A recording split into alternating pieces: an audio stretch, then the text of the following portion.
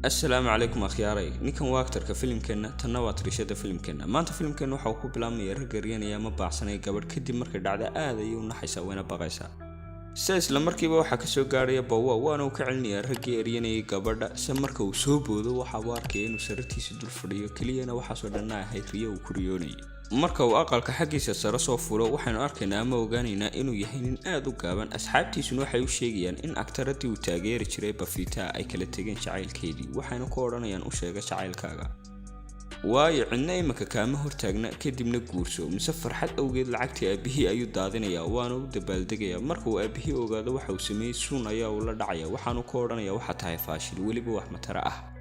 oo waliba bila faa'iido ah taana ku sii darso Bowana waxa uu aabihii ku oranaya sidaad u cabaysay khamriga ayaan dhashay anoo gaaban kadib waxay israacayaan saaxiibkii wuxuuna ku fadhiisanayaa dhabtiisa si aanu lacag u bixin kadib waxay tagayaan sinamooga si ay u soo daawadaan atrishada uu jeceliyay filimka ay soo saartay kulligoodna waa ay ciyaarayaan filimka markay daawadaan intii ay ciyaarayaan ama jaasayeen waxa ku soo dhacaya telefoonka waxaana soo wacaya Bandi oo ah maamulaha xafiiska guurdoonka waayo Bowa waxa uu rabaa gabadh uu guursado kadib maalinkii labaad ayuu tagay Bandina waxa weydiinaya maxaad u diiday gabadha aan ku keenay si aad u guursato markaynu dib u noqono wax yar oo badnayn markii uu Bandi tusiyay sawirka gabadhan caafileeda wuxuuna ku oranayaa gabadhan ma socota adeero waa curiyaan isaguna meel kale intaas ku mashquulsana wuxuuna rabaa gabadhan sidan inuu barto wuxuuna go'aansanayaa inuu tago iskuul ay ka jeedinayso kelmad waayo waa gabadh saynis yahanada laakiin markii uu meesha aado waxa uu arkayaa inay tahay gabadh aan socon oo curiyaan ah aad ayaanu u naxay runtii waxaanu isku dayay inuu ka baxsado meesha mise arday ayaa u imanaya weydiinayana kalaaskeeba tahay waxa uu ku oranayaa haddaan guursan lahaa waxaan dhal lahaa carruur idinka idin laaleeg kadib caafiye waa uu tagaysaa waxay weydiinaysaa ma Bandi baa ku soo daraysna waa uu ka xaraabaysanaya waayo hadalkeedu haga ayuu lahaa kadib waa uu raali gelinaya markay xanaaqdo markay meel wada fadhiistaan waxay ku oranaysaa waxa isku darsatay caqli yari iyo gaabni sidoo kalena waa ay bahdilaysaa wayna diidaysaa inay guursato kadib waxa loo saaraya dibadda iskuulka aad ayaa u xanaaqaya aqalka ayaanu ku soo laabanaya kadib waa uu iska jiibsanaya wuxuuna aaminayaa xidigaha dhacaya inuu soo ku leexin karo fartiisa wuxuuna oranayaa waa inaan ka argostaa gabadhan ay bahdishi karaamadaydana waa inaan soo ceshtaa maalinkii labaad waxa uu arkayaa caafiyo oo la wareysanayo waa uu tagaya waxaanu ku oranayaa aan iska gaabnaado laakiin waan socon karaa laakiin adigu ma socon kartid qalin ayaa uu dhulka ku tuuraya waxaan ku oranayaa car soo qabo misaynaantu waa saynisyahanada kursiga ayay iska tuuraysaa xagga qalinka ayayna u soo kacaysaa ilaa ay qalinkii ugu dambeyn gacanteeda ku soo qabsato isna waa uu yaabayaa jaraa'idada oo dhanna waxa lagu soo qorayaa ninka gaaban ee xun maalinka labaad waxa uu tagayaa xafladda ubax ayaan u geenaya wax walba waa uu ka raali gelinaya laakiin inta hore waa ay diidaysaa ugu dambeynna waa ay saamaxaysaa waxayna noqonayaan saaxiibo kale heesaan maray wada ciyaaran aad ayaa uga farxinaya waanu ka qoslinaya waxaan u ogaanayaa inay tahay saynisyahanad meerayaasha ka shaqaysa gaar ahaan wakaaladda NASA waxayna u sheegaysaa inay guulo badan ka gaadhay isaguna waxa uu moodayaa inay been ku akhrinayso oo ay kabeynayso kadib waxay tagayaan hoteelkii ay deganeed caafiye markay aroortii ama subaxii gaadho ee welibana dibadda ay u soo baxda waxay arkaysaa inuu u keenay koox u heesaysa isna uu weliba la heesiyo meesha waxa uu ka wada dhigayaa kalar khaamo iyadana aad ayaa ay ugu farxaysaa kadib waxa uu imanaya maamulihii hoteelka wayna islaynayaan oo isdagaalayaan waayo waxa uu wada baabi'iyay ama kharibay hoteelkii oo dhan markay habeenkii gaadho waxa uu tusayaa inuu awood leeyahay inuu dhaqaanji karo xidigaha iyaduna waa yaabaysaa beenna ayay moodaysaa laakiin habeenkii nasiib darro waxa dhex maraya xiriir isagoo weli aroosan bil ayaana ka soo reegaysa arrinka marka uu aqalka imaado waxa uu arkayaa caafiyo la joogta xaafadooda waa uu yaabaya waxa uu sameeyana ma aqaano aabihiina waxa uu ka oranayaa gabadha maxaa sidaa ugu samaysay waxaanu ka oranayaa alla ma hadle haddaad heshay gabadh gaabnida kugu qaadatay waxaana lagu oranayaa gabadha wad guursanaysaa ee istiyaari dhinaca kale waxaanu arkaynaa Bafita oo aad u murugaysan waayo ninka jecleed ayaa ka tagay aadna waa u niyad jabsantay markay wacdana lagama qabanayo waxay doontaa ay xiranaysaa waxay doontana waa ay cabaysaa faniskeedana waa la hadlaysaa mise Bowa joogaaba xafladda aad ayaa u faraxsan waayo tiriyadu jeclaaba arkayaaba marka ay raacdo Bafita gaarigeeda waxa soo daba cararaya taageerayaasheeda oo dhan laakiin waxa soo gaaraya meesha Bowa waxaanu la dagaalamayaa raggii oo dhan mid baanu la dagaalamaya waanu ka guuleysanaya dhammaantoodna waa uu ka reebaya kadib waxa istaagaya gaariga Bafita isaguna waa uu tagaya Bafita marka uu yeedho waxaana weydiinaysaa maxaad igu jeclaatay waxa uu ka oranayaa waan ku jecel waayo waad qurxoon tahay wayna qaylinaysaa sababtoo ah jacaylkeedii ayaa ka tagay waxaana ku oranaysaa rag oo dhan waa khiyaanalayaal kadib waa ay shumanaysaa isaguna ma rumaysanaya ma waxa dhunkatay ama shumisay Bafita uu qaadan waayaaba saaxiibkii ayuuna wax walba uu sheegaya aad ayaanu farxaya waanu ciyaaraya laakiin saaxiibkii waxa uu ka oranayaa waxaas oo dhan ka bax bari baad guursanaysaa macaan ayaa uu ku soo laabanaya isagoo murugaysan waayo ma rabo inuu arooskan dhaco. maalinka labaad waxaa dhacaysa xafladii arooska. Caafiye aabaheedna waxa uu ku odhanayaa ma ninkan gaaban ayaad rabtaa inaad guursatid. intiisana waxa uu ku odhanayaa ma waxaad weydiin nin kale guursatid oo ninkan gaaban ka ahayn. kadib waxay ku odhanaysaa aaba macaan waan ku faraxsanahay adna ila faraxsano ilaa uu ku qanco aabaheed waanay wada ciyaarayaan aad ayaanu u faraxsan yihiin. laakiin Bowa saaxiibkii waxa uu sheegayaa in laga aqbalay tartankii ciyaarta jaaska oo qofkii ku guulaysta tartanka uu Buffett la kulmaayo. waxa uu tagayaa Caafiye waxaanu ku odhanayaa waxaan ahay faashil adna waxa tahay gabadh aqoon leh caalimada waxaanad u qalantaa qof iga fiican waayo faashil bila faa'iido ayaan ahay anigu.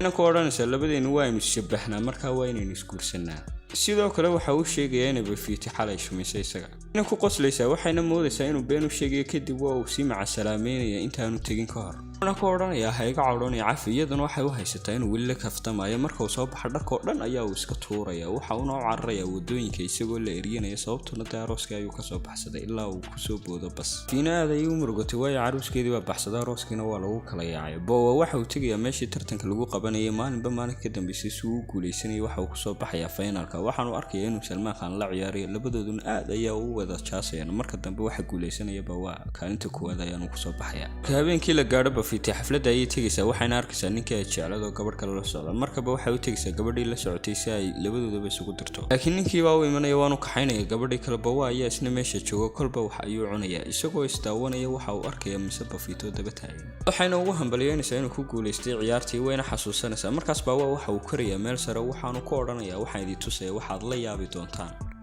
markuu sidaa idhaa meesha waxa imanaya actoriintii oo dhan markuu islaaha samee sidii uu sameyn jiray xidiguhuba way dafirayaan ama maba dhaqaaqayaanba.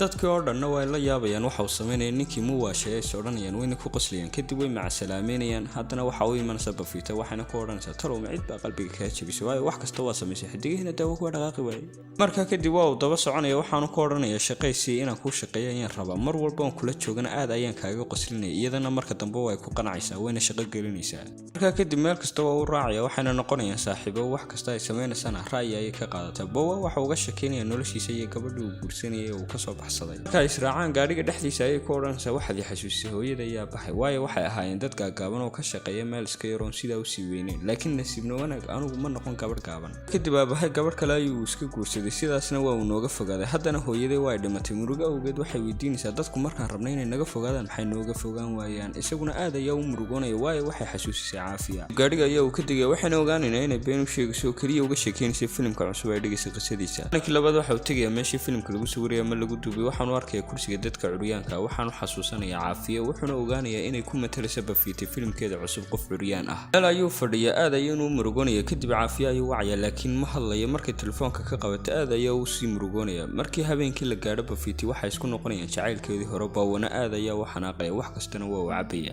keega ayuu ridayaa ma tuuraya waxaanu ku odhanayaa aniga aad ku jecel oo ka fikiriyeen badan adna waxaad ku noqonaysaa ninku khiyaameysa wax u wadaa. aflagaadeynaya kadib way qabanaysaa way jiidaysaa ilaa ay dibadda u soo tuurto waxayna ku odhanaysaa waxa tahay zero wax matara ah faashil ah ma jirto gabadh ku eegaysa oo ku jeclaanaysa. aad ayaa u cadhoonaya meeshana waa uu ka tegaya Buffettina xafladii ayay ku laabanaysaa dadkoo dhanna dibadda ay u soo saaraysa waxayna ku odhanaysaa xidhiidhkeennii dib uma dhisi karno.